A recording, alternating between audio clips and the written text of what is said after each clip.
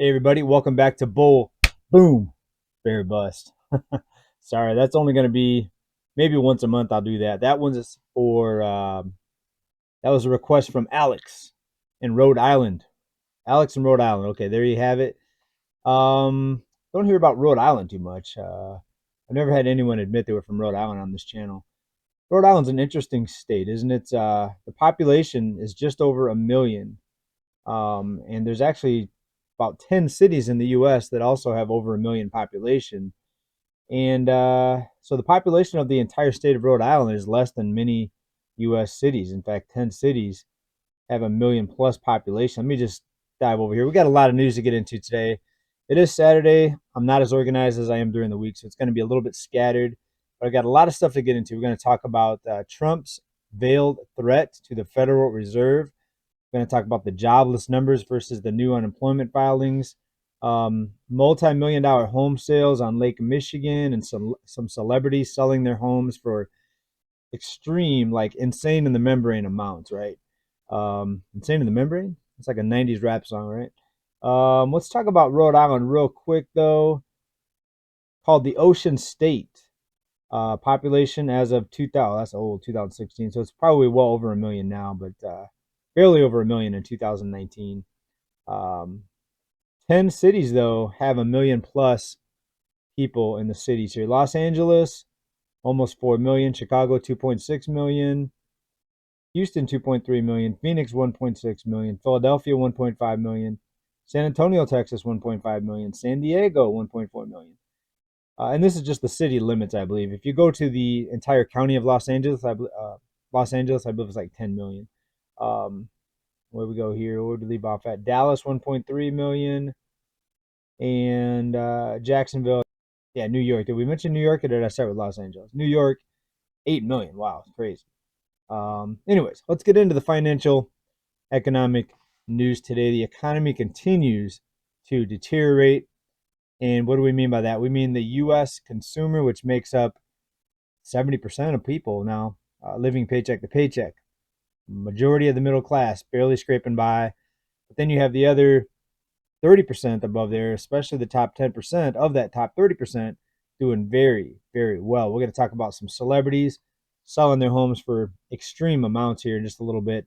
And we're going to talk about what could be future President Trump said about the Federal Reserve. He doesn't want the central bank, the Fed, anyways, to be completely independent. That would be a very big change. We're going to talk about what he said. It's very strange here.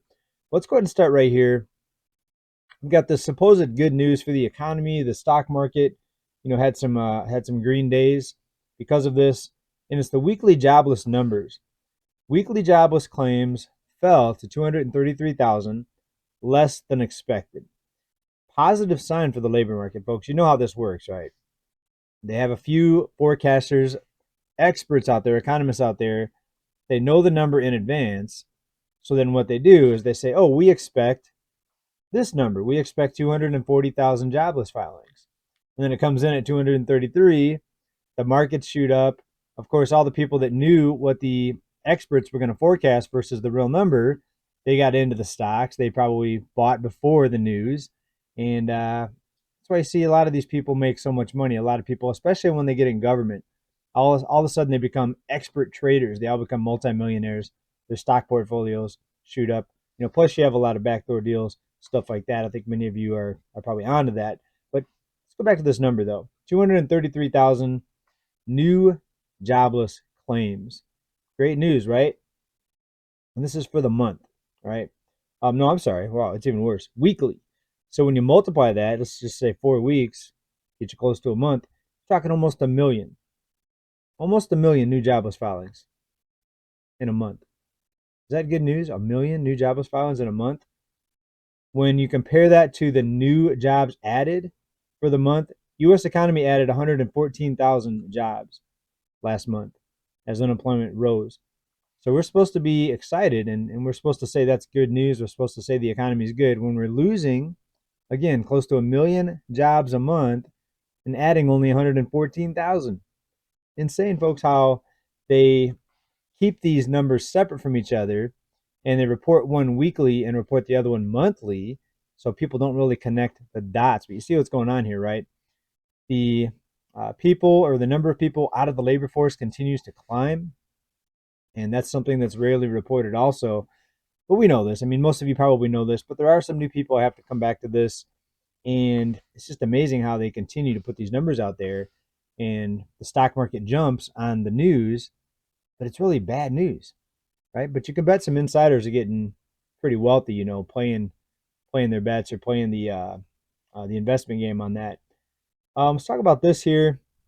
Mortgage rates dropped again, lowest now in more than a year, and we knew this was going to happen, right? We have a buyer and lender of last resort. In this case, the buyer of last resort can come in and buy these mortgage-backed securities. They can buy treasuries, and they could make mortgage rates go lower. They're trying to do everything they can do to keep this housing market propped up. Oh, and we've got more on housing here in just a little bit. We've got some news that I think may surprise a lot of you on this housing bubble, and one more piece of evidence pointing to the powers that be trying to keep this housing bubble inflated as high as they can. Let's talk about some of these mega mansion sales here. We've got recent sale here, $300 million Malibu mega mansion. It's going to be smashing the record for America's priciest home, beating out Beyonce. Beyonce and Jay-Z. Interesting, right? Look at this though.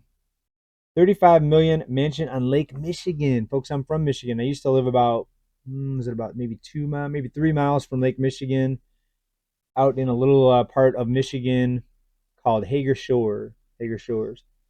And it's frozen, folks. Lake Michigan's frozen like what, 5 months out of the year, 4 months, at least 4 months, sometimes even 5 months. It's just too icy to go out there. $35 million to live on a lake where it's iced over part of most of the year. Well, not most of the year. At least 4 months out of the year, it's really snowy and icy in Michigan. It's been like 20 years. I do remember at least 4 months of really icy cold weather. Nice house. Would I want a house that big? No. Even if I won the lotto tomorrow, I wouldn't want a house that big, because you'd have to hire a bunch of people to keep it clean, and you'd have to hire gardeners and people to mow the lawn because it's so big. You couldn't do it yourself. So then you'd have to have all these strangers around your house, maids, groundskeepers, gardeners, and I just wouldn't want that. Too much to think about, too much to worry about. A 7 bedroom, 20,000 square foot limestone house has more beachfront than most homes in Winnetka. Anyways, thought that was interesting for a home in Lake Michigan. It is a big house though. Here's another one, um, Ellen No Generosity. We'll call her that, Ellen No Generosity. She got $96 million for her Bluff-Top, California home. TV personality paid $70 million just 2 years ago, and now she got $96 million, folks. So she made $26 million in home equity. Of course, she's going to pay her realtor, and there's going to be things to pay, capital gains most likely, but still amazing. $26 million, not net profit, but gross. And there's going to be a lot taken out of that. Maybe she'll get half of that, but still, even if it's 13 million, pretty crazy, right? And look at this. You can see the erosion is going to be coming up there, encroaching on the pool probably in a few years.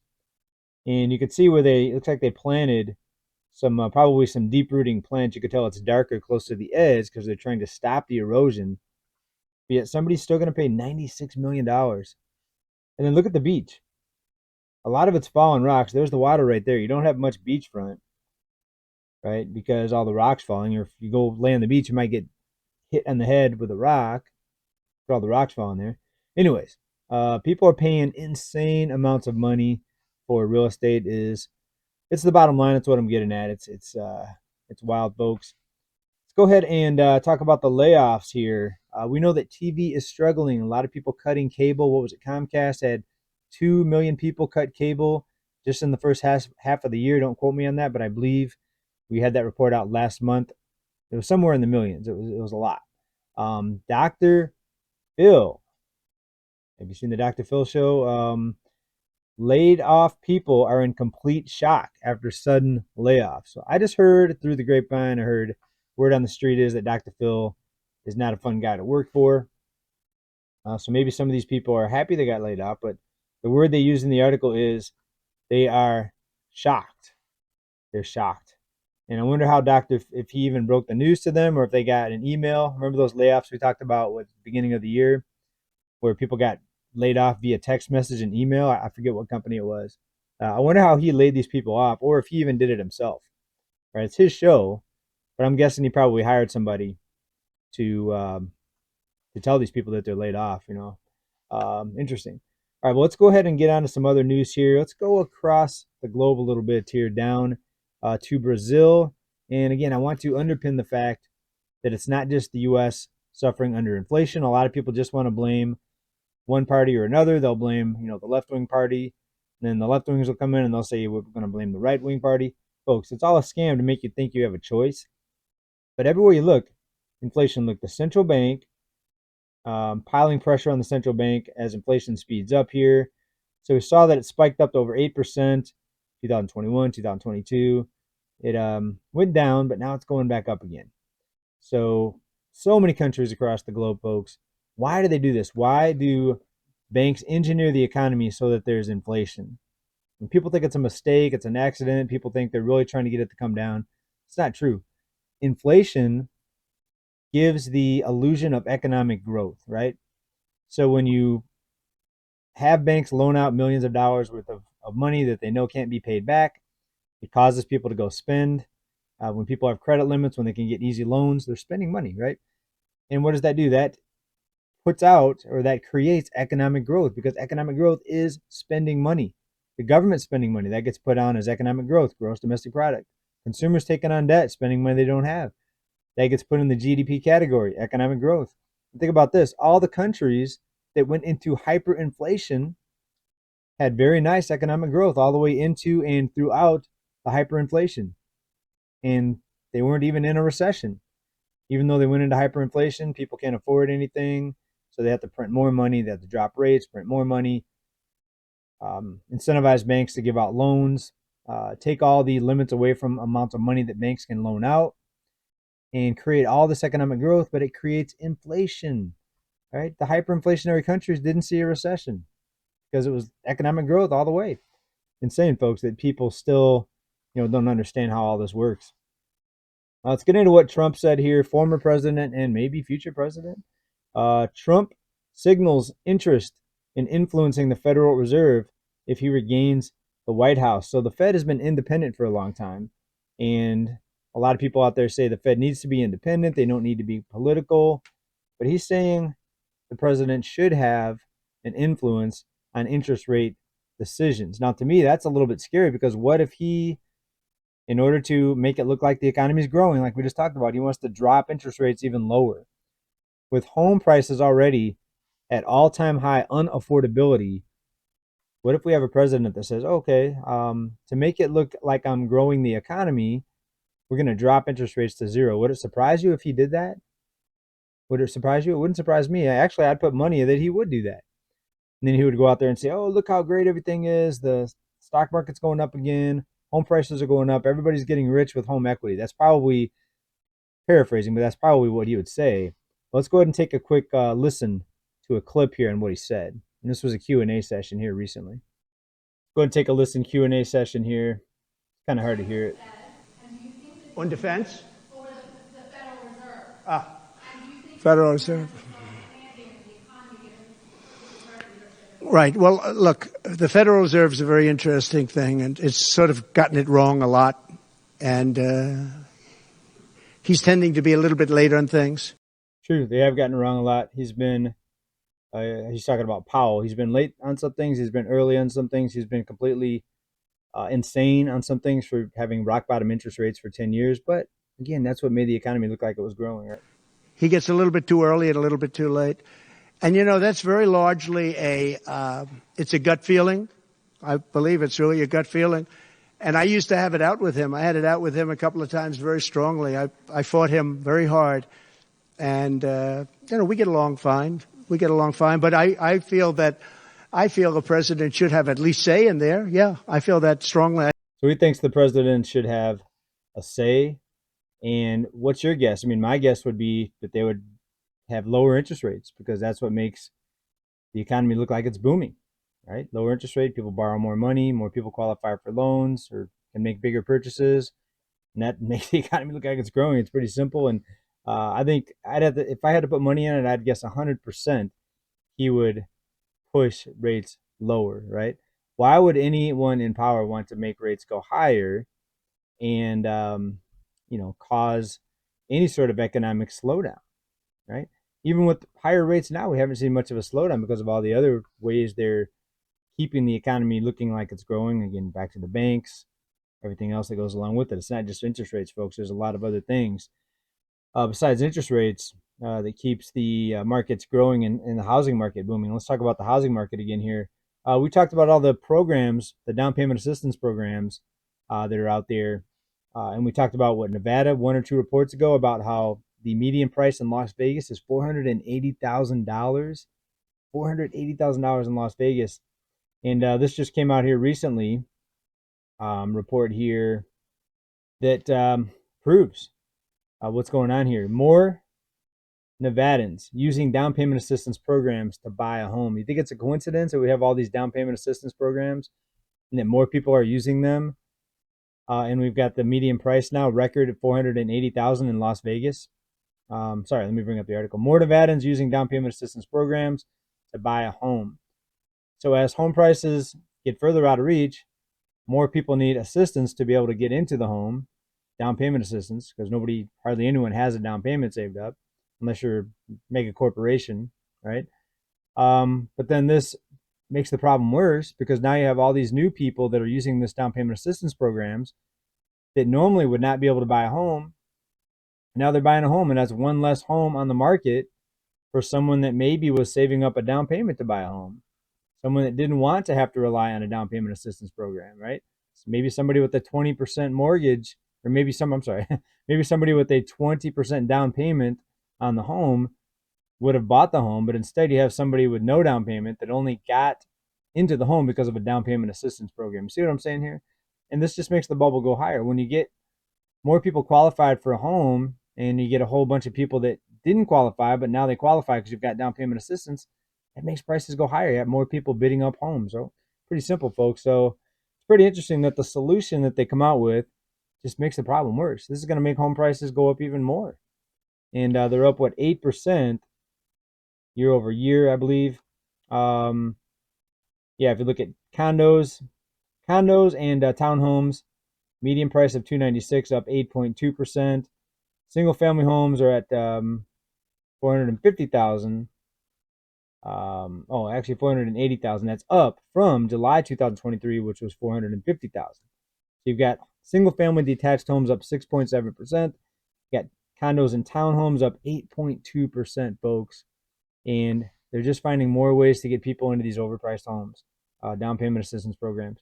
And I mean, can you blame the people that are doing it? You can't really, because if you think that home prices are just going to keep going up, if you think they're always going to find new ways to make the bubble get bigger, then you're FOMO'd into buying a home, fear of missing out. If you think home prices are just going to go up and never come back down, you have fear of missing out. You want to buy as soon as possible, and you want to get into a home no matter what it takes. Down payment assistance programs, zero down payment maybe, adjustable rate mortgages. Those are actually still out there, believe it or not. All the shenanigans, not all of them, but a lot of the shenanigans in 2008 are here, and then some. We didn't see this many down payment assistance programs in 2007, 2008 when the housing bubble was nearing its peak. Folks, this is massively, massively insane, but it's not going to stop. Let's wrap it up with this here. We've got the BRICS nations out there talking about a new payment system possibly going to be announced at this summer's summit, the BRICS summit.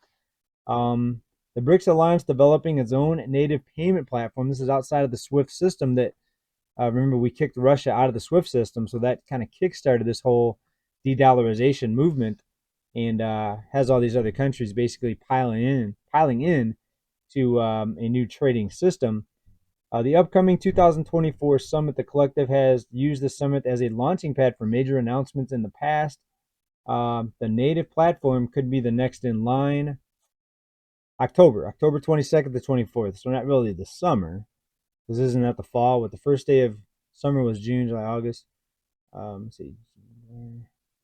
Yeah, last day of summer is in September, right? So then that's actually in the fall. Anyways, that's what's possibly going to be announced. Will it be a game changer? Will just the announcement of that make the dollar further devalue and be another inflationary force, right? We know that de-dollarization, it's not really noticeable when you compare the dollar to other currencies because they're all fiat currencies. The dollar is still really strong compared to some of these other currencies, to most of these other currencies. But when it comes to de-dollarization, what if a lot of the inflation and the high cost of living that we're seeing is partly caused by de-dollarization? I think that's really a weakening currency, folks. Anyways, what do you think about all this? What do you think about Trump wanting to have a say in interest rates? Will it cause more inflation? What do you think about the insanely bad jobs numbers? We have nearly a million unemployed versus 114,000 jobs added. Nobody's hardly talking about that, folks. What do you think about all the celebrities selling their homes? $26 million in equity in just 2 years for Ellen DeGenerosity with the crumbling cliff, close to the pool. It's insane, folks. Everybody, thanks for watching this. Keep stacking, everybody. Bye for now. Talk to you soon. Peace.